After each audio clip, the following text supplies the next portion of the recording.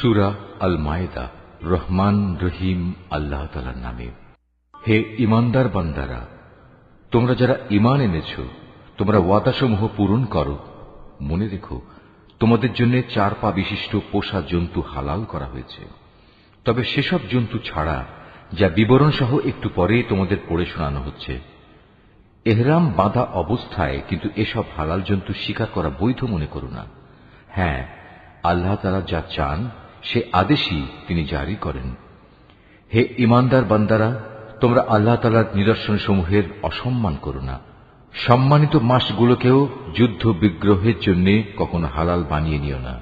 আল্লাহর নামে উৎসর্গীকৃত জন্তুসমূহ ও যেসব জন্তুর গলায় উৎসর্গের চিহ্ন হিসেবে পট্টি বেঁধে দেওয়া হয়েছে, যারা আল্লাহর অনুগ্রহ ও সন্তুষ্টি অর্জনের লক্ষ্যে আল্লাহর পবিত্র কাবা ঘরের দিকে রওনা দিয়েছে, তাদের তোমরা অসম্মান করো না। তোমরা যখন এহরাম মুক্ত হবে তখন তোমরা শিকার করতে পারো।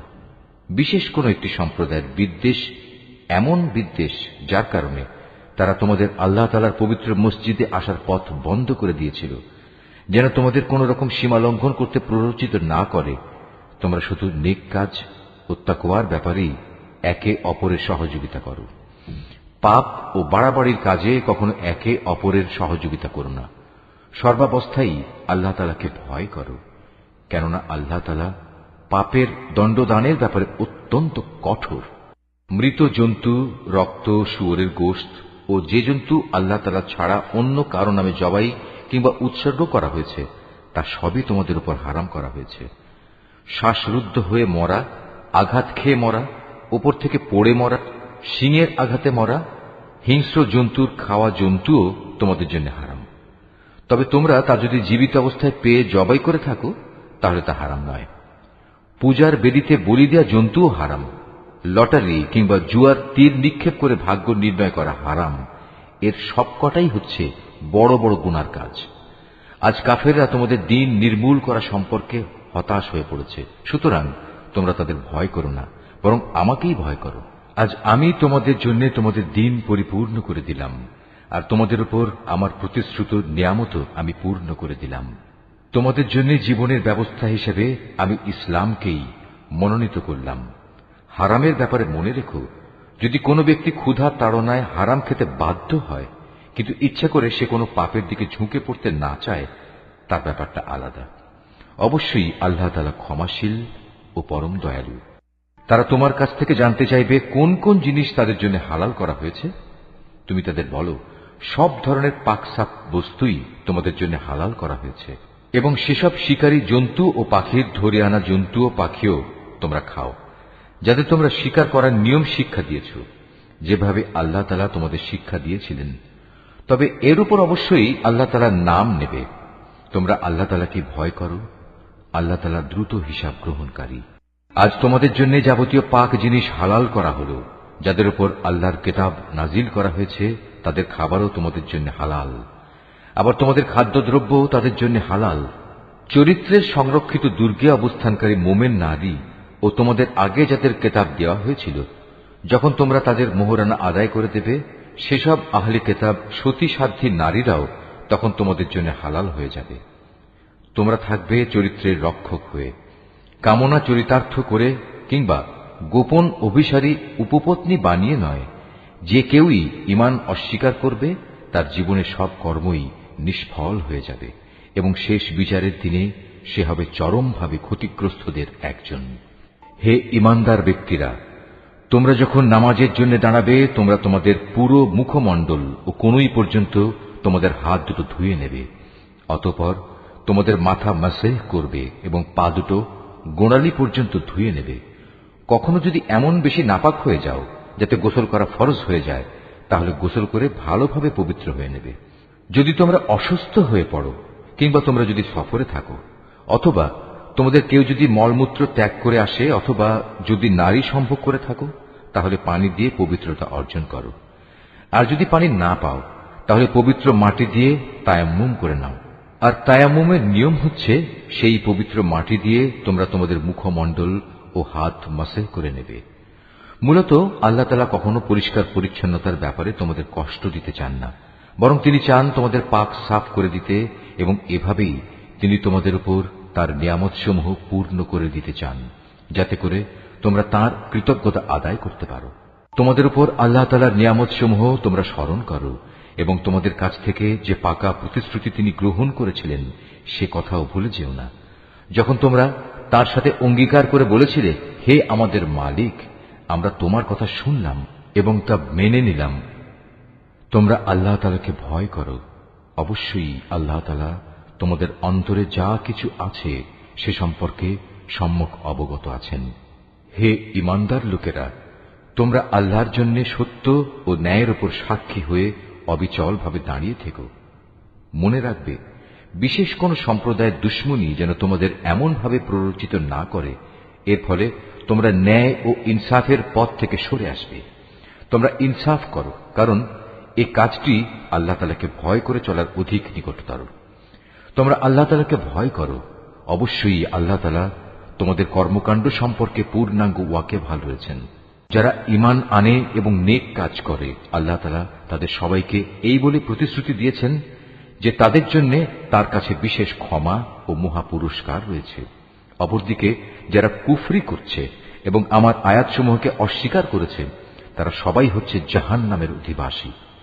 হে ঈমানদার ব্যক্তিরা, তোমাদের উপর আল্লাহর নিয়ামত স্মরণ করো, যখন একটি জনগোষ্ঠী তোমাদের বিরুদ্ধে হাত ওঠাতে উদ্যত হয়েছিল, তখন আল্লাহ তাআলা তাদের সে হাত তোমাদের উপর আক্রমণ করা থেকে সংযত করে দিলেন। অতঃপর তোমরা আল্লাহ তাআলাকে ভয় করো। মোমেনদের তো আল্লাহ তাআলার উপরই ভরসা করা উচিত। আল্লাহ তাআলা বনী ইসরাইলদের কাছ থেকে আনুগত্যের অঙ্গীকার গ্রহণ করলেন। অতঃপর আমি এ কাজের জন্য তাদের মধ্যে থেকে 12 জন সর্দার নিযুক্ত করলাম।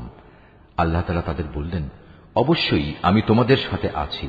তোমরা যদি নামাজ প্রতিষ্ঠা করো, যাকাত আদায় করো, আমার রাসূলদের উপর ঈমান আনো এবং দ্বীনের কাজে যদি তোমরা তাদের সাহায্য সহযোগিতা করো, সর্বোপরি আল্লাহ তাআলাকে তোমরা যদি উত্তম ঋণ প্রদান করো, তাহলে অবশ্যই আমি তোমাদের গুনাহসমূহ মোচন করে দেব এবং তোমাদের আমি এমন এক জান্নাতে প্রবেশ করাবো যার তলদেশ দিয়ে ঝর্ণাধারা প্রবাহিত হয়। এরপর যদি কোনো ব্যক্তি আল্লাহকে অস্বীকার করে, তাহলে সে সরল পথ থেকে বিচ্যুত হয়ে পড়বে। অতঃপর তাদের সেই অঙ্গীকার ভঙ্গ করার কারণে আমি তাদের উপর অভিশাপ নাজিল করেছি এবং তাদের হৃদয় কঠিন করে দিয়েছি। তাদের চরিত্রই ছিল তারা আল্লাহর কালামকে তার নির্দিষ্ট অর্থ থেকে সরিয়ে নিয়ে বিকৃত করে দিত।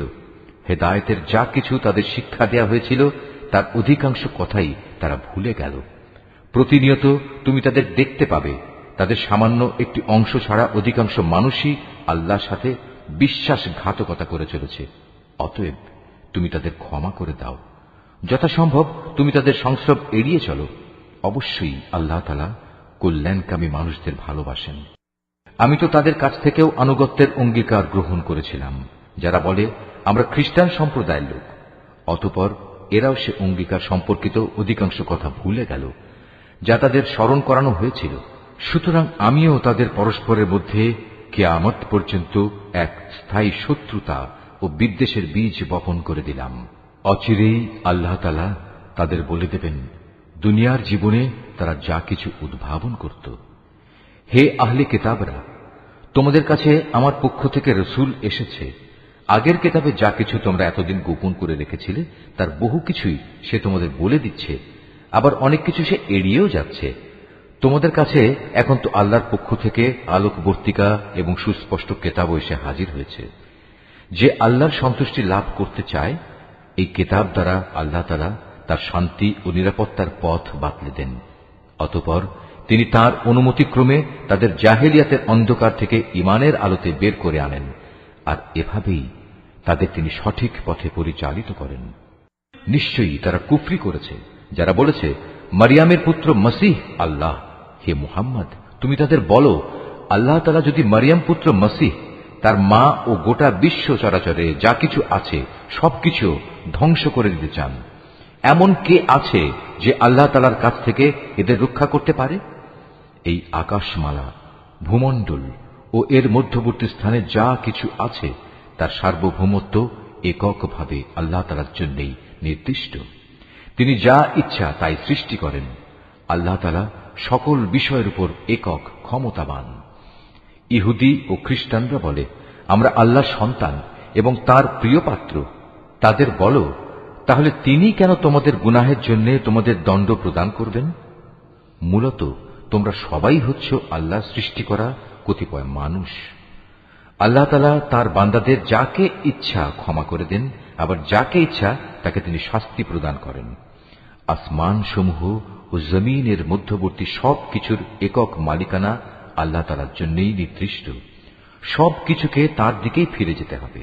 হে আহলে কিতাবরা, রসুলদের আগমন ধারার উপরই আমার পক্ষ থেকে তোমাদের কাছে একজন রসুল এসেছে।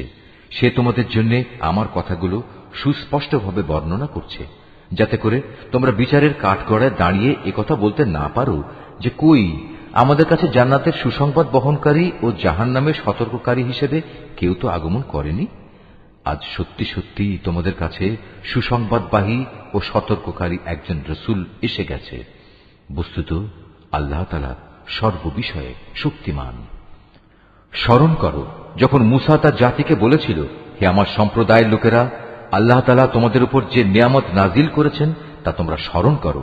যখন তিনি তোমাদের মাঝে বহু নবী পয়দা করেছেন, তিনি তোমাদের এ জমিনের শাসনকর্তা বানিয়েছেন, এছাড়াও তিনি তোমাদের এমন সব নিয়ামত দান করেছেন যা এ বিশ্ব জগতে এর আগে তিনি আর কাউকে দান করেননি।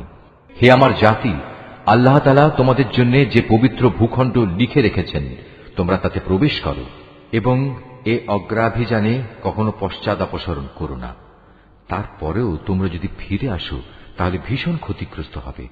তারা বলল, হে মূসা, আমরা কিভাবে সেই জনপদে প্রবেশ করব? সেখানে তো এক দুর্দণ্ড প্রতাপশালী সম্প্রদায় রয়েছে। তারা সেখান থেকে বেরিয়ে না এলে আমরা কিছুতেই সেখানে প্রবেশ করব না। তারা সেখান থেকে বেরিয়ে এলে আমরা অবশ্যই প্রবেশ করব। যারা আল্লাহ তাআলাকে ভয় করছিল তাদের এমন দুজন লোক, যাদের উপর আল্লাহ তাআলা অনুগ্রহ করেছিলেন, এগিয়ে এসে বলল, তোমরা সদর দরজা দিয়েই তাদের জনপদে প্রবেশ করো, আর একবার সেখানে প্রবেশ করলেই তোমরা বিজয়ী হবে। তোমরা যদি সত্যিকার অর্থে মোমেন হও তাহলে আল্লাহর উপরই ভরসা করো। তারা আরো বলল, হে মূসা, সেই শক্তিশালী লোকেরা যতক্ষণ পর্যন্ত সেখানে থাকবে ততক্ষণ আমরা কোনো অবস্থায় সেখানে প্রবেশ করব না। তুমি বরং যাও, তুমিও তোমার মালিক উভয় মিলে যুদ্ধ করো, আমরা এখানে বসে রইলাম। তাদের কথা শুনে মূসা বলল, হে আমার মালিক, তুমি তো জানো আমার নিজের এবং আমার ভাই ছাড়া আর কারো উপর আমার আধিপত্য চলে না। অতএব আমাদের মাঝে ও এই নাফরমান লোকদের মাঝে তুমি মীমাংসা করে দাও। আল্লাহ তাআলা বললেন, হ্যাঁ, তাই হবে। আগামী 40 বছর পর্যন্ত সে জনপদ তাদের জন্য নিষিদ্ধ করে দেয়া হল।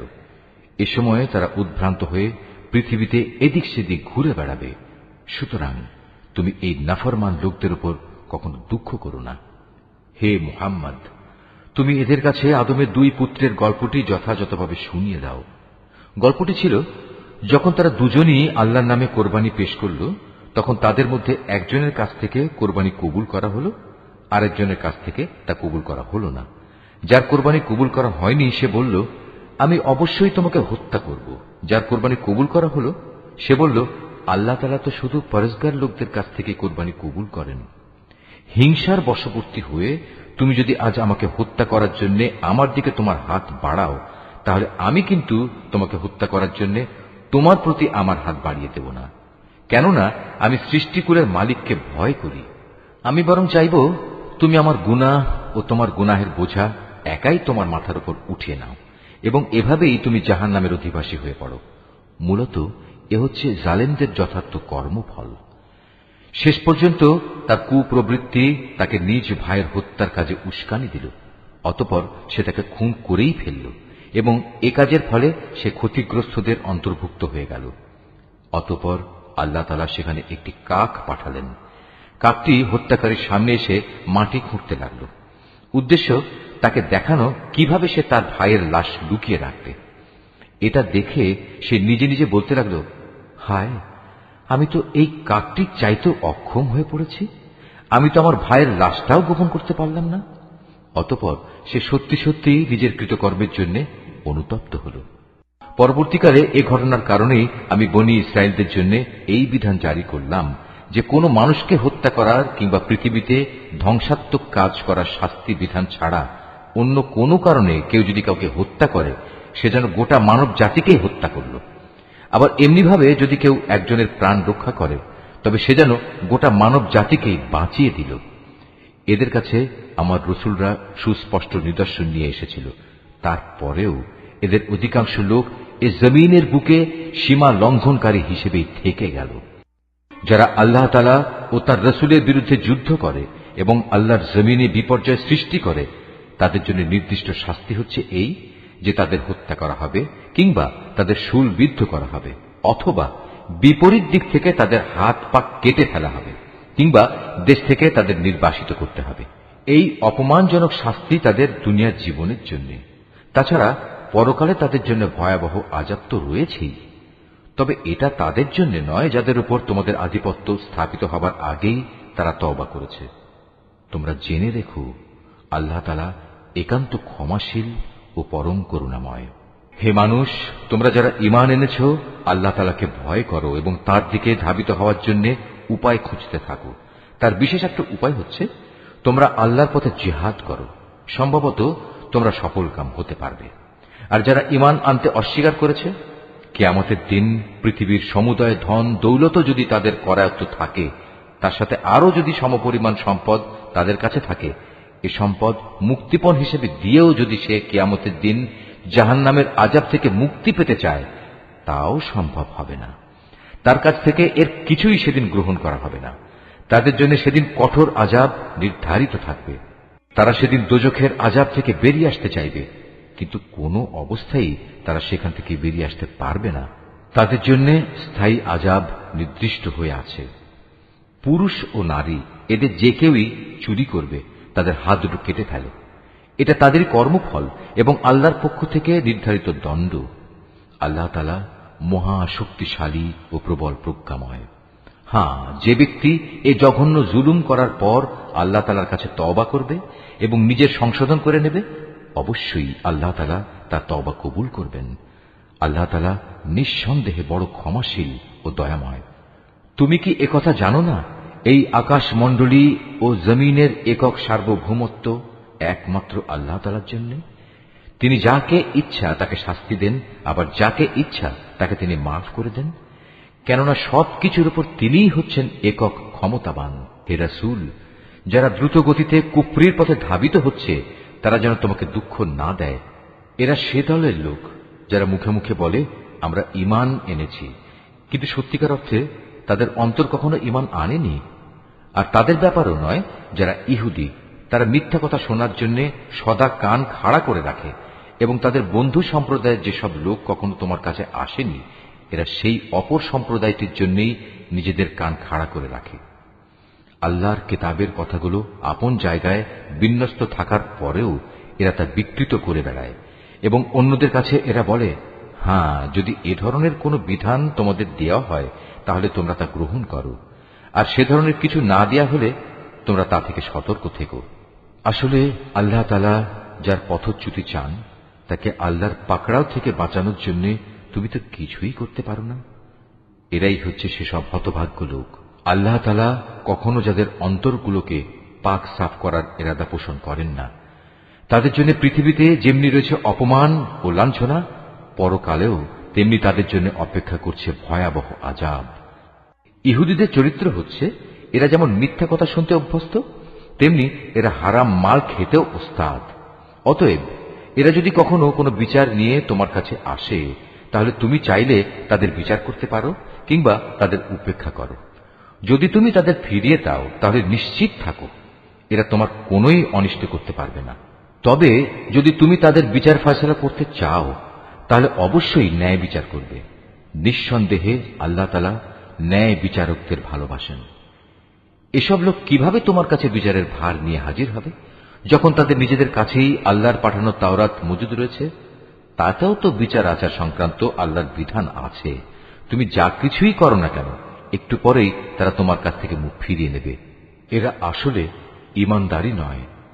নিঃসন্দেহে আমি মুসার কাছে তাওরাত নাজিল করেছি, তাতে তাদের জন্য পথ নির্দেশ ও আলোকবর্তিকা বর্তমান ছিল। আমার নবীরা যারা আমার বিধানেরই অনুবর্তন করত, ইহুদি জাতিকে এ হেদায়েত মোতাবেকই আইন কানুন প্রদান করত। নবীদের পর তাদের জ্ঞান সাধক ও ধর্মীয় পণ্ডিতরাও এ অনুযায়ী বিচার ফয়সালা করত? কেননা নবীর পর আল্লাহর কিতাব সংরক্ষণ করার দায়িত্ব এদেরই দেয়া হয়েছিল। তারা নিজেরাও ছিল এর প্রত্যক্ষ সাক্ষী। সুতরাং তোমরা মানুষদের ভয় না করে একান্তভাবে আমাকেই ভয় করো, আর আমার আয়াতসমূহ সামান্য মূল্যে বিক্রি করে দিও না। যারা আল্লাহর নাজিল করা আইন অনুযায়ী বিচার ফয়সালা করে না, তারাই হচ্ছে কাফের। তাওরাতে আমি তাদের জন্য বিধান নাজিল করেছিলাম যে তাদের জানের বদলে জান, চোখের বদলে চোখ, নাকের বদলে নাক, কানের বদলে কান, দাঁতের বদলে দাঁত। শাস্তি প্রয়োগের সময় এই শারীরিক জখমটাই কিন্তু আসল দণ্ড বলে বিবেচিত হয়।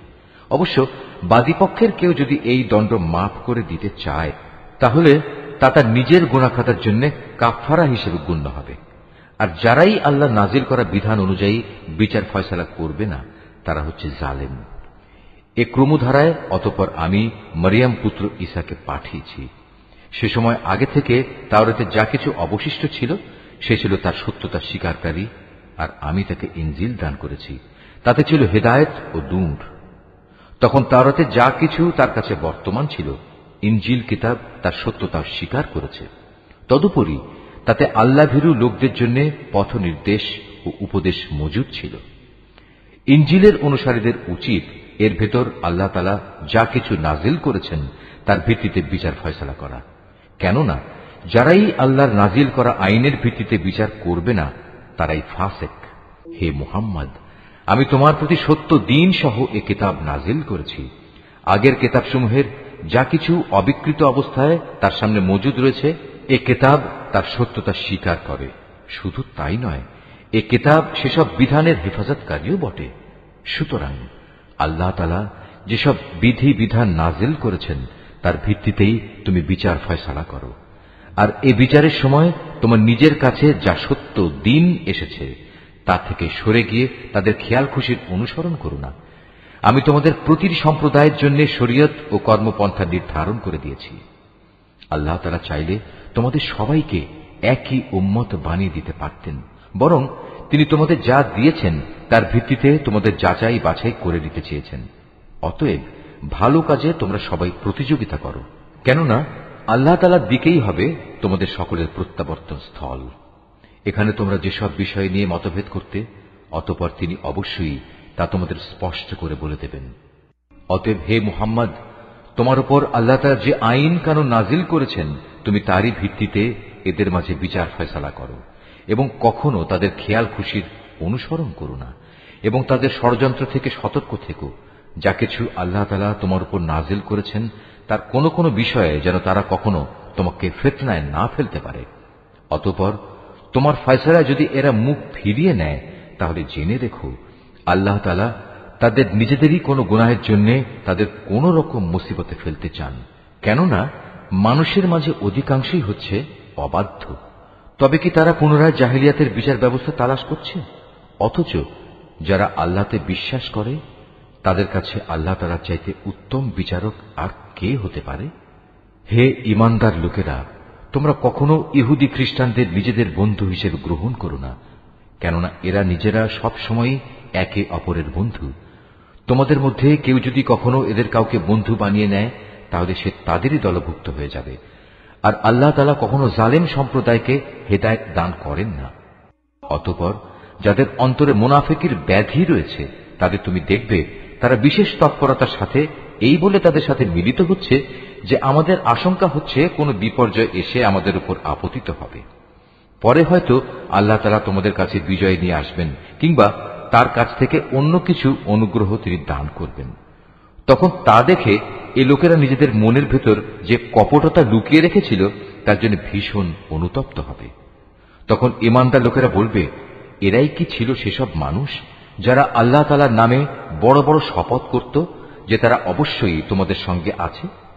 এই আচরণের ফলে তাদের কার্যকলাপই বিনষ্ট হয়ে গেল, ফলে তারা ভীষণভাবে ক্ষতিগ্রস্ত হয়ে পড়ল। হে মানুষ, তোমরা যারা আল্লাহর উপর ঈমান এনেছ, তোমাদের মধ্যে কোন লোক যদি নিজের দিন ইসলাম থেকে মুরতাদ হয়ে ফিরে আসে, তাতে আল্লাহ তাআলার কোনো ক্ষতি নেই। তবে আল্লাহ তাআলা অচিরেই এমন এক সম্প্রদায়ের উত্থান ঘটাবেন যাদের তিনি ভালোবাসবেন, তারাও তাকে ভালোবাসবে। তারা হবে মোমেনদের প্রতি কোমল ও কাফেরদের প্রতি কঠোর। তারা আল্লাহর পথে সংগ্রাম করবে, কোন নিন্দুকের নিন্দার পরোয়া তারা করবে না। মূলত এ হচ্ছে আল্লাহর একটি অনুগ্রহ, যাকে চান তাকে তিনি তা দান করেন। আল্লাহ তাআলা প্রাচুর্যময় ও প্রজ্ঞার আধার। তোমাদের একমাত্র পৃষ্ঠপোষক হচ্ছেন আল্লাহ তাআলা, তার রাসূল এবং সেসব ঈমানদার লোকেরা যারা নামাজ প্রতিষ্ঠা করে, যাকাত আদায় করে, সর্বোপরি আল্লাহ তাআলার সামনে যারা সদা অবনমিত থাকে। আর যে ব্যক্তি আল্লাহ তাআলা, তার রাসূল ও ঈমানদারদের নিজের বন্ধুরূপে গ্রহণ করবে, তারা যেন জেনে রাখে কেবলমাত্র আল্লাহ তাআলার দলটি বিজয়ী হবে। হে ঈমানদার লোকেরা, তোমাদের আগে যাদের আল্লাহ তাআলার কিতাব দেওয়া হয়েছিল, তাদের মধ্যে যারা তোমাদের দিনকে বিদ্রূপ ও খেল তামাশার বস্তুতে পরিণত করে রেখেছে, তাদের এবং কাফেরদের কখনো তোমরা নিজেদের বন্ধু বানিও না। যদি তোমরা সত্যিকার অর্থে মোমেন হয়ে থাকো, তাহলে একমাত্র আল্লাহ তাআলাকেই বন্ধু বানাও এবং তাকেই ভয় করো। যখন তোমরা মানুষদের নামাজের জন্য ডাকো, তখন এই ডাককে এরা হাসি তামাশা ও খেলার বস্তু বানিয়ে দেয়। এরা হচ্ছে এমন এক সম্প্রদায় যারা হক বাতিলের কিছুই বোঝে না। হে রাসূল, তুমি এদের বলো, তোমরা যে আমাদের কাছ থেকে প্রতিশোধ নিচ্ছ, তার কারণ এই যে আমরা আল্লাহর উপর ঈমান এনেছি এবং আমাদের উপর আগে ও বর্তমানে যা কিছু নাজিল করা হয়েছে তার উপর বিশ্বাস স্থাপন করেছি। আসলে তোমাদের অধিকাংশ মানুষই হচ্ছে গুনাহগার। হে রাসূল, তুমি বলো, আমি কি তোমাদের বলে দেব আল্লাহর কাছ থেকে সবচাইতে নিকৃষ্ট পুরস্কার কে পাবে?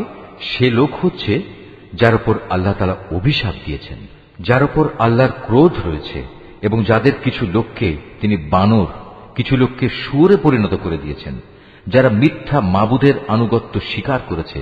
এরাই হচ্ছে সেসব লোক পরকালে যাদের অবস্থান হবে অত্যন্ত নিকৃষ্ট এবং দুনিয়াতেও এরা সরল পথ থেকে বহু দূরে বিচ্যুত হয়ে পড়েছে।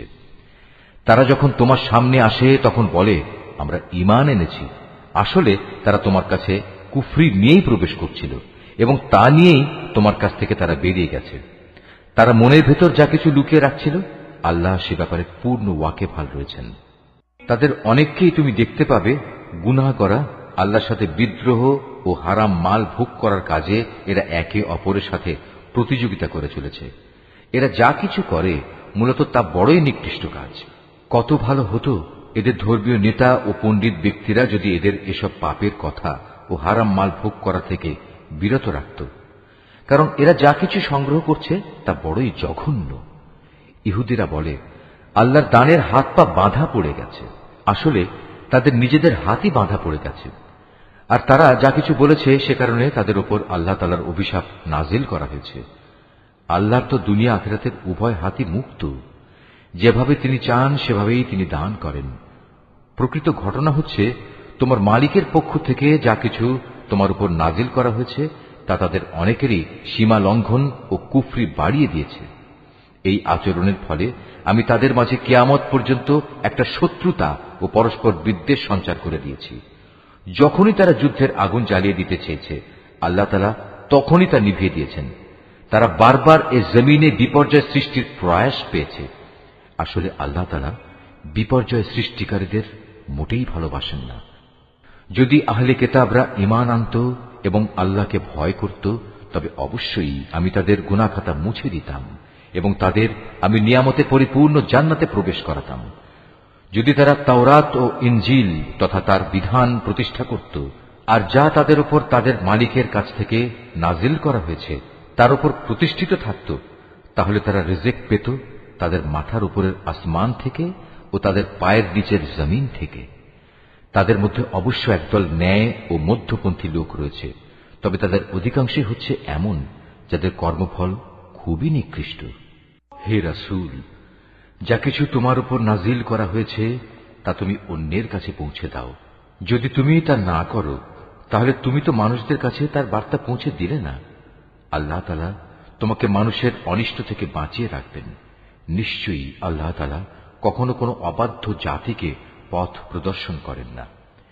তুমি তাদের বলো, হে আহলে কিতাবরা, যতক্ষণ পর্যন্ত তোমরা তাওরাত, ইনজিল ও তোমাদের প্রতি তোমাদের মালিকের পক্ষ থেকে যা নাজিল করা হয়েছে তা প্রতিষ্ঠিত না করবে, ততক্ষণ পর্যন্ত মনে করতে হবে তোমরা কোনো কিছুর উপরই প্রতিষ্ঠিত নেই।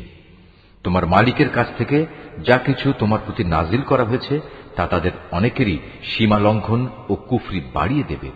সুতরাং তুমি এই কাফের সম্প্রদায়ের জন্য মোটেই আফসোস করো না। নিশ্চয়ই ইহুদি, সাবেই, খ্রিস্টান যে কেউই এক আল্লাহ তাআলা ও শেষ বিচার দিনের উপর ঈমান আনবে এবং সৎকর্ম করবে তাদের কোনো ভয় নেই, পরকালেও তাদের কোনো দুশ্চিন্তাগ্রস্ত হতে হবে না। বনী ইসরায়েলের কাছ থেকে আমি আনুগত্যের অঙ্গীকার আদায় করে নিয়েছিলাম এবং সে মোতাবেক আমি তাদের কাছে রসুলদের প্রেরণ করেছিলাম। কিন্তু যখনই কোন রসুল তাদের কাছে এমন কোন বিধান নিয়ে হাজির হয়েছে যা তাদের পছন্দসই ছিল না, তখনই তারা এই রসুলদের একদলকে মিথ্যাবাদী বলেছে, আরেক দলকে তারা হত্যা করেছে। তারা ধরে নিয়েছিল এত কিছু করা সত্ত্বেও তাদের উপর কোনো বিপর্যয় আসবে না, তাই তারা সত্য গ্রহণ করার ব্যাপারে অন্ধ ও বধির হয়ে থাকল। তারপরেও আল্লাহ তাআলা তাদের প্রতি ক্ষমা পরবশ হলেন। তাদের অনেকেই আবার অন্ধ ও বধির হয়ে গেল। তারা যা কিছু করেছে আল্লাহ তাআলা তা পর্যবেক্ষণ করছেন। নিশ্চয়ই তারা কাফের হয়ে গেছে যারা একথা বলেছে আল্লাহ হচ্ছেন মারিয়ামের পুত্র মসীহ, অথচ মসীহ নিজেই একথা বলেছে যে হে বনী ইসরাইল, তোমরা এক আল্লাহর ইবাদত করো যিনি আমারও মালিক তোমাদেরও মালিক। মূলত যে কেউই আল্লাহর সাথে শরীক করবে আল্লাহ তাআলা তার উপর জান্নাত হারাম করে দেবেন, আর তার স্থায়ী ঠিকানা হবে জাহান্নাম। এই জালেমদের সেদিন কোনো সাহায্যকারী থাকবে না। তারাও কুফরি করেছে যারা বলেছে তিনজনের মধ্যে তৃতীয় জন হচ্ছেন আল্লাহ, অথচ এক আল্লাহ তাআলা ছাড়া আর কোনো ইলাহ নেই। তারা যদি এখনো তাদের এসব অলীক কথাবার্তা থেকে ফিরে না আসে, তবে তাদের মাঝে যারা একথা বলে কুফরি করেছে তাদের অবশ্যই কঠিন যন্ত্রণাদায়ক আযাবে পেয়ে যাবে। তারা কি আল্লাহর কাছে তওবা করবে না? কখনো কি তারা তার কাছে ক্ষমা প্রার্থনা করবে না? আল্লাহ তাআলা বড়ই ক্ষমাশীল ও দয়াময়। মারিয়াম পুত্র মসীহ তো রসুল ছাড়া কিছুই ছিল না। তার আগেও তার মতো অনেক রসুল গত হয়েছে। তার মা ছিল এক সত্যনিষ্ঠ মহিলা। তারা মা ও ছেলে উভয়ই আর দুদষ্টি মানুষের মতো করেই খাবার খেত। তুমি লক্ষ্য করে দেখো আমি কিভাবে আমার আয়াতগুলো খুলে খুলে বর্ণনা করছি। তুমি দেখো কিভাবে তারা সত্য বিমুখ হয়ে যাচ্ছে। তুমি বলো, তোমরা কি আল্লাহকে বাদ দিয়ে এমন কিছুর ইবাদত করছো যা তোমাদের কোনো ক্ষতি কিংবা উপকার কিছুই করার ক্ষমতা নেই? প্রকৃতপক্ষে আল্লাহ তাআলা সব কিছুই শোনেন এবং সবকিছুই জানেন। তুমি বলো, হে আহলে কিতাবরা, তোমরা কখনো নিজেদের দ্বীনের ব্যাপারে অন্যায় বাড়াবাড়ি করো না। মসীহের ব্যাপারে তোমরা সেসব জাতির খেয়াল খুশির অনুসরণ করো না যারা তোমাদের আগেই পথভ্রষ্ট হয়ে গেছে এবং তারা অনেক লোককেই গোমরাহ করে দিয়েছে, আর তারা নিজেরাও সহজ সরল পথ থেকে বিচ্যুত হয়ে গেছে। বনী ইসরায়েলদের আরো যারা মসীহের ব্যাপারে আল্লাহর এ ঘোষণা অস্বীকার করেছে তাদের উপর দাউদ ও মারিয়াম পুত্র ঈসার মুখ থেকে অভিশাপ দেওয়া হয়েছে, কেননা তারা আল্লাহর বিরুদ্ধে বিদ্রোহ করেছে এবং সীমা লঙ্ঘন করেছে। তারা যেসব গর্হিত কাজ করত তা থেকে তারা একে অপরকে বারণ করত না। তারা যা করত নিঃসন্দেহে তা ছিল নিকৃষ্ট। তুমি তাদের মাঝে এমন বহু লোককে দেখতে পাবে যারা ঈমানদারদের বদলে কাফেরদের সাথে বন্ধুত্ব করতে বেশি আগ্রহী। অবশ্য তারা নিজেরা যা কিছু অর্জন করে সামনে পাঠিয়েছে তাও অতি নিকৃষ্ট। এ কারণে আল্লাহ তাআলা তাদের উপর ক্রোধান্বিত হয়েছেন। এ লোকেরা চিরকাল আযাবেই নিমজ্জিত থাকবে। তারা যদি সত্যি আল্লাহ তাআলা, তার নবী ও তার প্রতি যা নাজিল করা হয়েছে তার প্রতি যথাযথ ঈমান আনত, তাহলে এরা কাফেরদের বন্ধু হিসেবে গ্রহণ করত না। কিন্তু তারা তো অধিকাংশই হচ্ছে গুনাহগার। অবশ্যই তোমরা ঈমানদারদের সাথে শত্রুতার ব্যাপারে ইহুদি ও মুশরিকদেরই বেশি কঠোর দেখতে পাবে। অপরদিকে মুমিনদের সাথে বন্ধুত্বের ব্যাপারে তোমরা সেসব লোককে কিছুটা নিকটতর পাবে যারা বলেছে আমরা খ্রিস্টান। এটা এই কারণে যে তখনও তাদের মধ্যে ধর্মীয় পণ্ডিত ব্যক্তি ও সংসার বিরাগী ফকির দরবেশরা মজুদ ছিল, আর এ ব্যক্তিরা সাধারণত অহংকার করে না। রসুলের উপর যা কিছু নাজিল করা হয়েছে তা যখন এরা শোনে তখন সত্য চেনার কারণে তুমি এদের অনেকের চোখকেই দেখতে পাবে অশ্রু সজল। নিবেদিত হয়ে তারা বলে ওঠে, হে আমাদের মালিক, আমরা ঈমান এনেছি, তুমি আমাদের নাম সত্যের সাক্ষ্যদাতাদের দলে লিখে নাও। বিশেষ করে আমরা যখন এই প্রত্যাশা করি যে আমাদের মালিক আমাদের সৎ কর্মশীলদের দলভুক্ত করে দেবেন, তখন আল্লাহ তাআলা ও তার কাছ থেকে আমাদের কাছে যা কিছু সত্য এসেছে তার উপর আমরা ঈমান আনব না কেন? অতঃপর তাদের উক্তির কারণে আল্লাহ তাআলা সন্তুষ্ট হয়ে পরকালে তাদের এমন এক জান্নাত দান করবেন যার তলদেশ দিয়ে অমিয় ঝর্ণাধারা প্রবহমান থাকবে, সেখানে তারা হবে চিরস্থায়ী। আর এটা হচ্ছে নেককার লোকদের যথার্থ পুরস্কার। অপরদিকে যারা কুফরি করেছে এবং আমার আয়াতগুলো অস্বীকার করেছে, তাকে মিথ্যা প্রতিপন্ন করেছে, তারা সবাই হবে জাহান্নামের অধিবাসী। হে ঈমানদার ব্যক্তিরা, আল্লাহ তাআলা তোমাদের জন্য যে পবিত্র জিনিসগুলো হালাল করে দিয়েছেন, তোমরা সেগুলো নিজেদের জন্য হারাম করে নিও না, আর কখনো হারামের সীমা লঙ্ঘন করো না। অবশ্যই আল্লাহ তাআলা সীমা লঙ্ঘনকারীদের অপছন্দ করেন। আল্লাহ তাআলা তোমাদের যে হালাল ও পবিত্র রিজিক দান করেছেন, তোমরা তা খাও এবং এ ব্যাপারে সে আল্লাহ তাআলার সীমারেখাকে ভয় করো, যার উপর তোমরা ঈমান এনেছ। আল্লাহ তাআলা তোমাদের অর্থহীন শপথের জন্য তোমাদের পাকড়াও করবেন না, কিন্তু যে শপথ তোমরা জেনে বুঝে করো তার ব্যাপারে আল্লাহ তাআলা অবশ্যই তোমাদের পাকড়াও করবেন। এবং তার কাফফারা হচ্ছে 10 জন গরিব মিসকিনকে মধ্যম মানের খাবার খাওয়ানো, যা তোমরা সচরাচর নিজেদের পরিবার পরিজনদের খাইয়ে থাকো, কিংবা 10 জন মিসকিনকে পোশাক দান করা, অথবা একজন ক্রীতদাস মুক্ত করে দেয়া। যে ব্যক্তি এর কোনোটাই পাবে না তার জন্য কাফফারা হচ্ছে 3 দিন রোজা রাখা। শপথ ভাঙলে তোমাদের শপথ ভাঙার এ হচ্ছে কাফফারা। অতএব তোমরা তোমাদের শপথসমূহ রক্ষা করো। আল্লাহ তাআলা এভাবেই তাঁর আয়াতসমূহ তোমাদের কাছে বিশদভাবে বর্ণনা করেন, যাতে করে তোমরা কৃতজ্ঞতা জ্ঞাপন করতে পারো। হে মানুষ, তোমরা যারা ঈমান এনেছ, তোমরা জেনে রেখো, মদ, জুয়া, পূজার বেদী ও ভাগ্য নির্ণায়ক স্বর হচ্ছে ঘৃণিত শয়তানের কাজ। অতএব তোমরা তা সম্পূর্ণরূপে বর্জন করো। শয়তান এই মদ ও জুয়ার দ্বারা তোমাদের মাঝে শত্রুতা ও বিদ্বেষ সৃষ্টি করে দিতে চায়, এবং এভাবে এ চক্করে ফেলে সে তোমাদের আল্লাহ তাআলা স্মরণ ও নামাজ থেকে দূরে সরিয়ে রাখবে। তোমরা কি এ কাজ থেকে ফিরে আসবে না? তোমরা সর্ববিষয়ে আল্লাহর আনুগত্য করো তার রাসূলের। মদ ও জুয়ার ব্যাপারে সতর্ক থেকো। আর তোমরা যদি রাসূলের নির্দেশনা থেকে মুখ ফিরিয়ে নাও, তাহলে জেনে রাখো, আমার রাসূলের দায়িত্ব হচ্ছে সুস্পষ্টভাবে আমার কথাগুলো পৌঁছে দেয়া। যারা ঈমান এনেছে এবং নেক কাজ করেছে, এ নিষেধাজ্ঞা জারির আগে তারা যা কিছু খেয়েছে তার জন্য তাদের উপর কোনোই গুনাহ নেই। হ্যাঁ, ভবিষ্যতে যদি তারা সাবধান থাকে, আল্লাহর উপর ঈমান আনে এবং নেক আমল করে, অতঃপর আল্লাহ তাআলার নিষেধ থেকে তারা সতর্ক থাকে, একইভাবে যতক্ষণ পর্যন্ত তারা ঈমান আনবে ও নেক আমল করবে, সর্বদা আল্লাহকে ভয় করবে ও সততার নীতি অবলম্বন করতে থাকবে, আল্লাহ তাআলা অবশ্যই তাদের ক্ষমা করে দেবেন, কেননা আল্লাহ তাআলা সৎ কর্মশীল মানুষদের ভালোবাসেন। হে ঈমানদার লোকেরা, ইহরাম বাঁধা অবস্থায় আল্লাহ তাআলা অবশ্যই এমন কিছু শিকারের বস্তু দিয়ে তোমাদের পরীক্ষা নেবেন, যেগুলো তোমরা সহজেই নিজেদের হাত ও বর্শা দ্বারা ধরতে পারো। এর উদ্দেশ্য হচ্ছে যেন আল্লাহ তাআলা একথা ভালো করে জেনে নিতে পারেন যে কে তাকে না দেখে ভয় করে। সুতরাং এর পরেও যদি কেউ সীমা লঙ্ঘন করে, তার জন্য যন্ত্রণাদায়ক আযাব রয়েছে। হে ঈমানদার ব্যক্তিরা, ইহরাম বাঁধা অবস্থায় কখনো শিকার হত্যা করো না।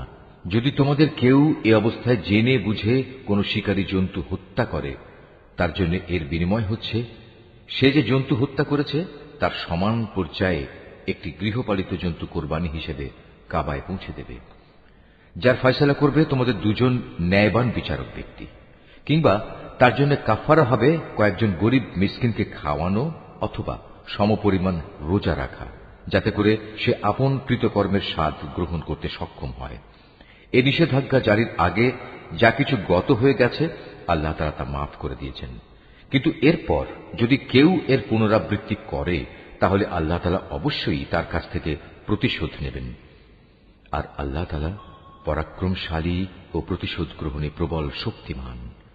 তোমাদের জন্য সমুদ্রের শিকার হালাল করা হয়েছে এবং তার খাবার হচ্ছে তোমাদের জন্য ও সমুদ্রের পর্যটকদের জন্য উৎকৃষ্ট সম্পদ। মনে রাখবে, যতক্ষণ পর্যন্ত তোমরা ইহরাম বাঁধা অবস্থায় থাকবে ততক্ষণ পর্যন্ত শুধু স্থলভাগের শিকারই তোমাদের জন্য হারাম থাকবে। তোমরা ভয় করো আল্লাহ তাআলাকে, যার সমীপে তোমাদের সবাইকে জড়ো করা হবে। আল্লাহ তাআলা খানায়ে কাবাকে সম্মানিত করেছেন মানব জাতির জন্য ভিত্তি হিসেবে। তিনি একে প্রতিষ্ঠা করেছেন। একইভাবে তিনি সম্মানিত করেছেন হজের পবিত্র মাসগুলোকে, কোরবানির জন্তুগুলোকে এবং এ উদ্দেশ্যে বিশেষ পট্টি বাঁধা জন্তুগুলোকে। এসব বিধান এজন্যই দেয়া হয়েছে যাতে করে তোমরা একথা জেনে নিতে পারো যে আকাশমালা ও পৃথিবীর যেখানে যা কিছু আছে আল্লাহ তাআলা তা সবই জানেন, আর নিশ্চয়ই আল্লাহ তাআলা সব বিষয়ে সর্বজ্ঞ। তোমরা জেনে রাখো, আল্লাহ তাআলা শাস্তি দানের ব্যাপারে যেমনি কঠোর, তেমনি পুরস্কারের বেলায় আল্লাহ তাআলা অত্যন্ত ক্ষমাশীল ও পরম দয়ালু। রসুলের দায়িত্ব হেদায়েতের বাণী পৌঁছে দেওয়া ছাড়া আর কিছুই নয়। আর তোমরা যা কিছু প্রকাশ করো, যা কিছু গোপন রাখো, আল্লাহ তাআলা তা সবই জানেন। হে রসুল, তুমি বলো, পাক এবং নাপাক জিনিস কখনো সমান হতে পারে না। নাপাক জিনিসের প্রাচুর্য যতই তোমাকে চমৎকৃত করুক না কেন। অতএব হে জ্ঞানবান মানুষেরা, তোমরা আল্লাহকে ভয় করো। আশা করা যায় তোমরা সফলকাম হতে পারবে। হে ঈমানদার লোকেরা, আল্লাহর নবীর কাছে এমন সব বিষয় নিয়ে প্রশ্ন করো না যার জবাব প্রকাশ করা হলে তাতে তোমাদেরই কষ্ট হবে। অবশ্য কোরআন নাজিল হবার মুহূর্তে যদি তোমরা সে প্রশ্ন করো, তাহলে তা তোমাদের কাছে প্রকাশ করা হবে। এই বিধান জারির আগে যা কিছু হয়ে গেছে তা আল্লাহ তাআলা তোমাদের মাফ করে দিয়েছেন, কেননা আল্লাহ তাআলা পরম ক্ষমাশীল ও ধৈর্যশীল। তোমাদের আগেও কিছু সম্প্রদায় তাদের নবীকে এ ধরনের প্রশ্ন করত, কিন্তু এর পরক্ষণেই তারা তা অমান্য করতে শুরু করল। দেবতার উদ্দেশ্যে প্রেরিত কান ছেঁচড়া বহিরা, দেবতার নামে উৎসর্গীকৃত সায়েবা, দেবতার উদ্দেশ্যে ছেড়ে দেয়া নর ও মাদি বাচ্চা প্রসবকারী ওয়াসিলা ও দেবতার উদ্দেশ্যে ছেড়ে দেয়া 10 বাচ্চা প্রসবকারিণী উশ্রী হাম, এর কোনটাই কিন্তু আল্লাহ তাআলা নির্দিষ্ট করে দেননি, বরং কাফেররাই এসব কুসংস্কার দিয়ে আল্লাহর উপর মিথ্যা আরোপ করে। আর এদের অধিকাংশ লোক তো সত্য মিথ্যার তফাৎটুকু উপলব্ধি করে না। যখন এদের বলা হয় আল্লাহ তাআলা যা কিছু নাজিল করেছেন তোমরা সেদিকে এসো, এসো তাঁর রসুলের দিকে, তখন তারা বলে, আমরা আমাদের বাপ দাদাদের যে বিধানের উপর পেয়েছি তাই আমাদের জন্য যথেষ্ট।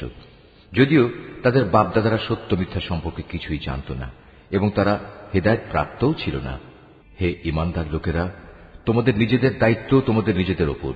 অন্য কোনো ব্যক্তি যদি গোমরা হয়ে গিয়ে থাকে, তাহলে সে পথভ্রষ্ট ব্যক্তি তোমাদের কোনো ক্ষতি সাধন করতে পারবে না, যতক্ষণ পর্যন্ত তোমরা নিজেরা সঠিক পথের উপর চলতে থাকবে। তোমাদের সবাইকে আল্লাহর দিকেই ফিরে যেতে হবে। অতঃপর আল্লাহ তাআলা তোমাদের সেদিন বলে দেবেন তোমরা কে কি করেছিলে। হে ঈমানদার ব্যক্তিরা, তোমাদের কারো যখন মৃত্যুর সময় এসে উপনীত হয়, ওসিয়ত করার এ মুহূর্তে তোমরা তোমাদের মধ্যে থেকে 2 ন্যায়পরায়ণ মানুষকে সাক্ষী বানিয়ে রাখবে। আর যদি তোমরা প্রবাসে থাকো এবং এ সময় যদি তোমাদের উপর মৃত্যুর বিপদ এসে পড়ে, তখন বাইরের লোকদের মধ্যে থেকে 2 ব্যক্তিকে সাক্ষী বানিয়ে নেবে। পরে যদি এ ব্যাপারে তোমাদের কোনো সন্দেহ দেখা দেয়, তাহলে সাক্ষী 2জনকে নামাজের পর আটকে রাখবে। অতঃপর তারা আল্লাহর নামে কসম করে বলবে, আমরা কোনো স্বার্থের খাতিরে এ সাক্ষ্য বিক্রি করব না। এর কোনো পক্ষ আমাদের ঘনিষ্ঠ আত্মীয় হলেও নয়। আমরা আল্লাহর জন্য এ সাক্ষ্য গোপন করব না। আমরা যদি তেমন কিছু করি তাহলে আমরা গুনাহগারদের দলে শামিল হয়ে যাব। পরে যদি একথা প্রকাশ পায় এ বাইরের 2জন সাক্ষী অপরাধে লিপ্ত ছিল, তাহলে আগে যাদের স্বার্থহানি ঘটেছিল তাদের মধ্যে থেকে 2জন সাক্ষী তাদের স্থলাভিষিক্ত হবে। তারা এসে আল্লাহর নামে শপথ করে বলবে, আমাদের সাক্ষ্য অবশ্যই তাদের সাক্ষ্য অপেক্ষা বেশি সত্যভিত্তিক হবে।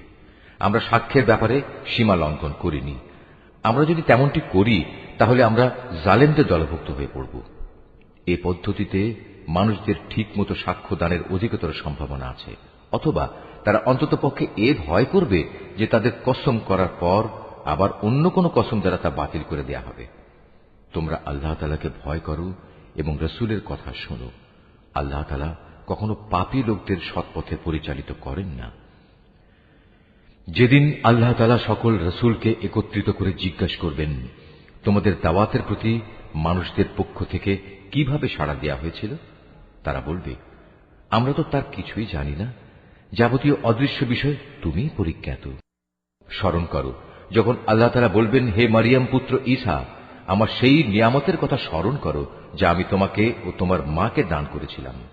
যখন আমি পবিত্র আত্মা দিয়ে তোমাকে সাহায্য করেছিলাম, তুমি মানুষের সাথে যেমনি দোলনায় থাকতে কথা বলতে, তেমনি বলতে পরিণত বয়সেও। আমি যখন তোমাকে কিতাব, জ্ঞান বিজ্ঞান, তাওরাত ও ইনজিল দান করেছিলাম, তখন তুমি আমারই হুকুমে কাঁচা মাটি দিয়ে পাখি সদৃশ্য আকৃতি বানাতে, অতঃপর তাতে ফুঁ দিতে, আর আমার আদেশক্রমেই তা পাখি হয়ে যেত। আমারই হুকুমে তুমি জন্মান্ধ ও কুষ্ঠ রোগীকে নিরাময় করে দিতে। আমারই আদেশে তুমি মৃতদেহ থেকে জীবন বের করে আনতে। পরে যখন তুমি তাদের কাছে নবুয়তের এসব নিদর্শন নিয়ে পৌঁছলে, তখন তাদের মধ্যে যারা তোমাকে অস্বীকার করেছিল তারা বলল, এই নিদর্শনগুলো জাদু ছাড়া আর কিছুই নয়। তখন আমি তোমার কোন অনিষ্ট সাধন থেকে বনী ইসরায়েলদের নিবৃত্ত করে রেখেছিলাম। আরো স্মরণ করো যখন আমি হাওয়ারীদের অন্তরে এ প্রেরণা দিয়েছিলাম যে তোমরা আমার প্রতি ও আমার রসুলের প্রতি ঈমান আনো। তারা বলল, হে মালিক, আমরা তোমার উপর ঈমান আনলাম। তুমি এ কথা সাক্ষ্য থেকো যে আমরা তোমার অনুগত ছিলাম। অতঃপর যখন এই হাওয়ারীদের দল বলল, হে মারিয়াম পুত্র ঈসা, তোমার মালিক কি আসমান থেকে খাবার সজ্জিত একটি টেবিল আমাদের জন্য পাঠাতে পারেন না? ঈসা জবাব দিল, সত্যি যদি তোমরা মোমেন হয়ে থাকো তাহলে কোনো অহেতুক দাবি পেশ করার ব্যাপারে তোমরা আল্লাহ তাআলাকে ভয় করো। তারা বলল, আমরা শুধু এটুকুই চাই যে আল্লাহর পাঠানো সেই টেবিল থেকে কিছু খাবার খেতে, এতে আমাদের মন পরিতৃপ্ত হয়ে যাবে। তাছাড়া এতে করে আমরা এও জানতে পারব তুমি আমাদের কাছে সঠিক কথা বলেছ। আমরা নিজেরাই সত্যের পক্ষে সাক্ষী হয়ে থাকতে চাই। মারিয়াম পুত্র ঈসা আল্লাহর দরবারে বলল, হে আল্লাহ, হে আমাদের মালিক, তুমি আমাদের জন্য আসমান থেকে খাবার সজ্জিত একটি টেবিল পাঠাও। এ হবে আমাদের জন্য, আমাদের পূর্ববর্তী ও আমাদের পরবর্তীদের জন্য তোমার কাছ থেকে পাঠানো একটি আনন্দ উৎসব। সর্বোপরি এটা হবে তোমার কুদরতের নিদর্শন। তুমি আমাদের রিজিক দাও, কেননা তুমি হচ্ছ উত্তম রিজিক দাতা। আল্লাহ তাআলা বললেন, হ্যাঁ, আমি তোমাদের কাছে তা অচিরেই পাঠাচ্ছি। তবে এর পরেও যদি তোমাদের কেউ আমার ক্ষমতা অস্বীকার করে, তাহলে তাকে আমি এমন কঠিন শাস্তি দেব যা আমি সৃষ্টিকুলের কাউকেই আর দেব না। যখন আল্লাহ তাআলা বলবেন, হে মারিয়াম পুত্র ঈসা, তুমি কি কখনো তোমার লোকদের একথা বলেছিলে যে তোমরা আল্লাহকে বাদ দিয়ে আমাকে ও আমার মাকে ইলাহ বানিয়ে নাও? এ কথার উত্তরে সে বলবে, হে আল্লাহ, সমগ্র পবিত্রতা তোমার জন্য। এমন কোন কথা আমার পক্ষে শোভা পেত না যে কথা বলার আমার কোনো অধিকারই ছিল না।